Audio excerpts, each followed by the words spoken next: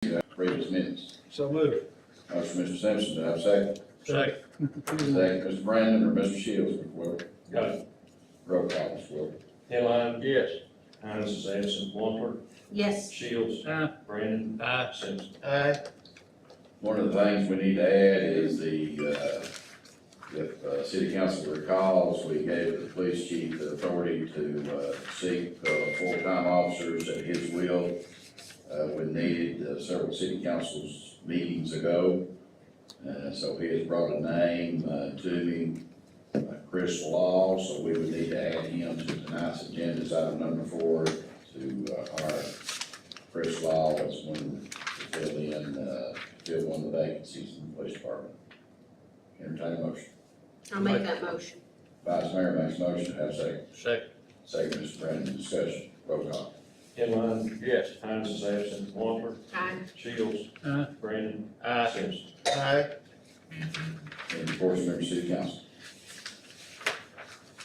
Okay, I don't believe we have anybody tonight, so item number 1 is consideration of planning commission's recommendation regarding adoption of ordinance to vacate identified right of way for unimproved portion of West Sixth Avenue between E and F Street and return the underlying property to the adjoining property owner currently identified as Charles M. Inline. This is second final reading. Ms. Barber. So, yes, Mayor, this was approved unanimously by the planning commission. So, there's no problems with it, the neighbors or anything, so. All Mr. right. Simpson sits on that board.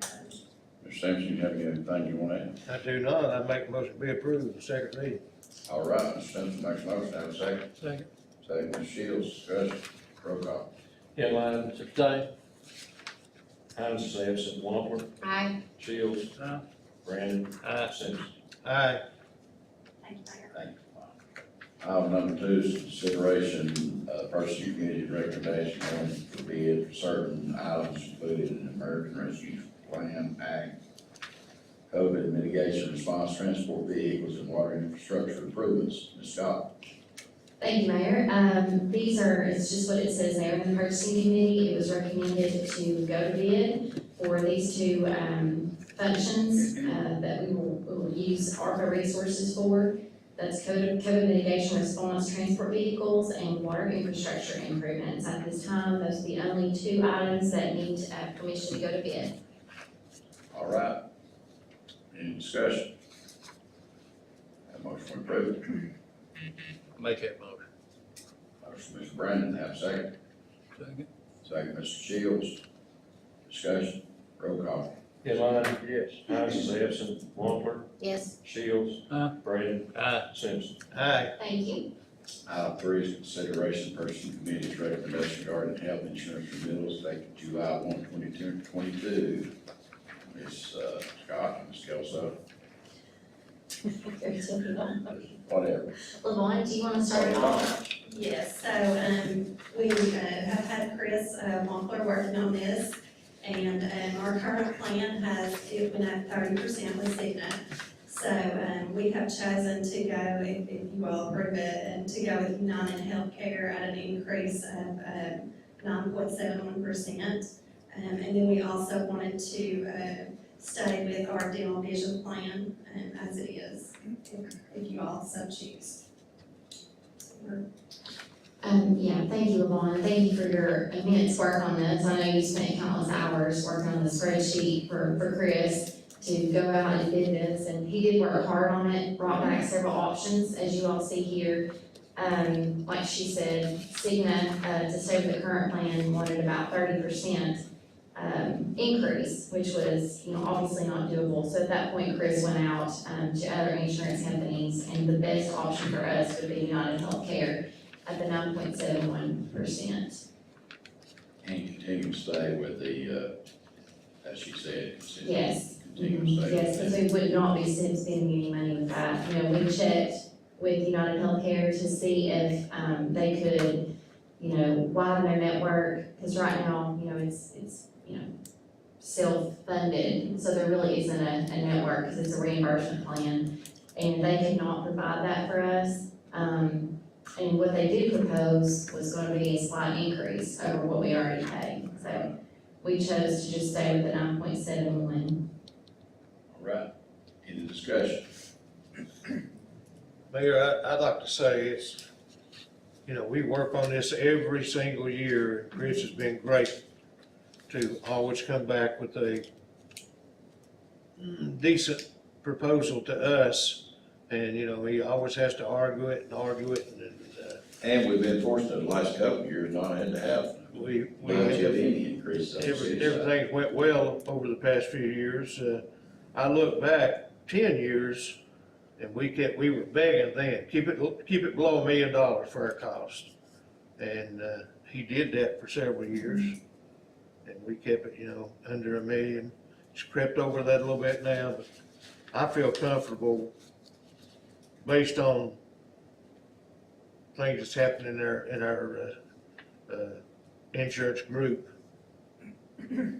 to be able to get by with the 9.5% increase.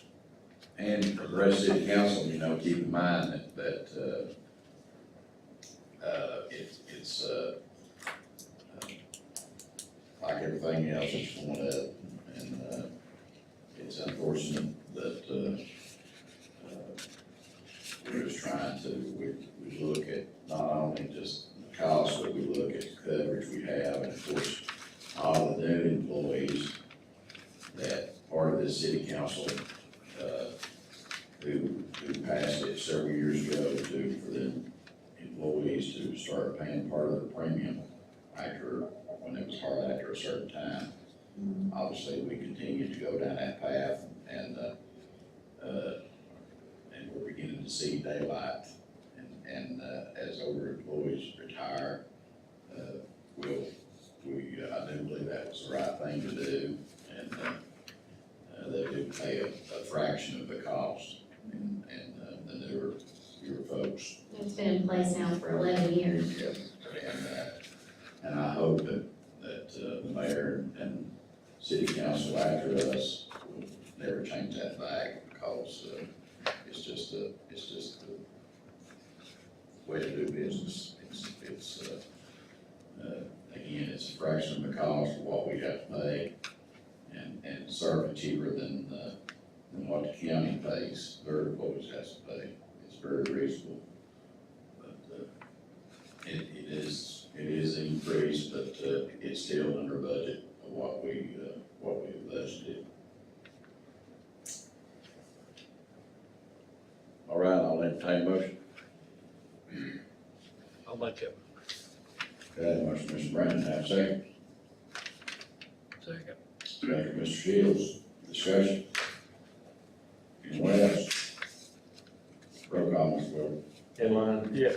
Hines is absent. Wampler, Yes. Shields, Brandon, Simpson. Aye. Thank you all so much. Thank you. Thank you, Lamont.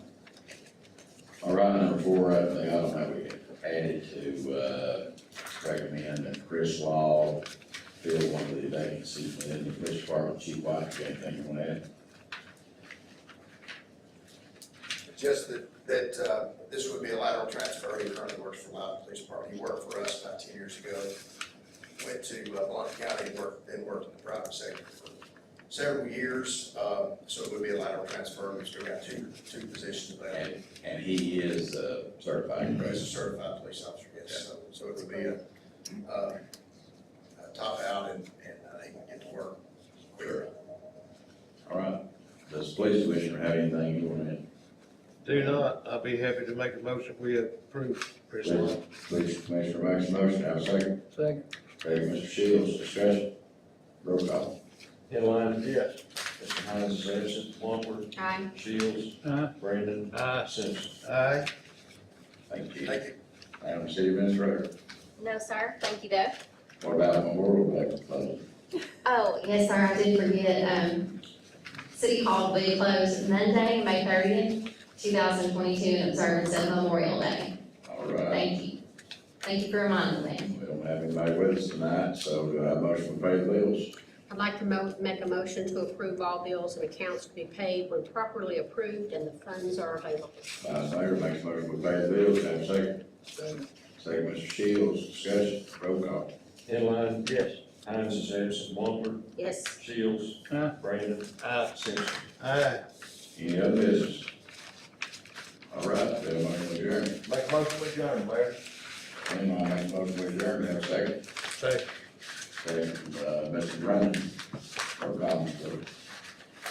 Second by who? Mr. Brandon. Got it. Inline, Yes. Hines is absent, Wampler, Aye. Shields, Aye. Brandon, Simpson. Aye.